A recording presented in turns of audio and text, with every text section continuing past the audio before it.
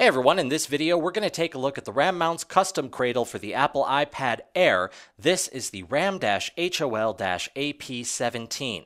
This is a custom cradle. This will only accommodate an iPad Air that is not in any sort of protective case. If your iPad Air is in a protective case, you're going to want to look at the RAM mounts RAM-HOL-UN9 X-Grip 3 tablet cradle.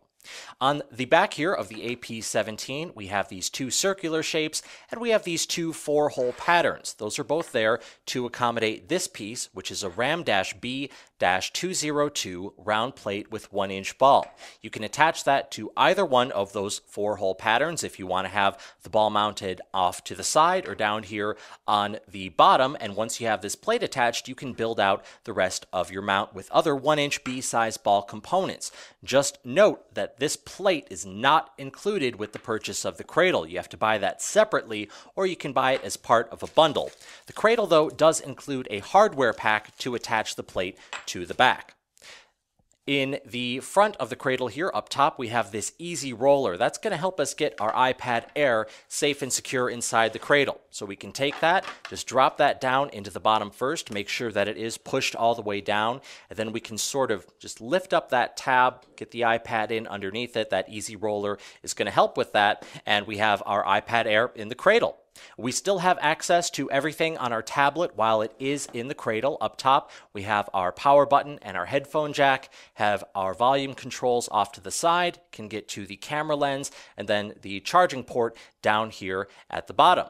It's just as easy to remove the iPad Air from the cradle, kind of the same as before, just in reverse. You're going to lift up that tab and then pull your iPad Air out with your other hand. I did have one other iPad Air cradle that I wanted to show you here today. This one, though, I have attached that round plate to the back, so I can use this with some other RAM mounting components.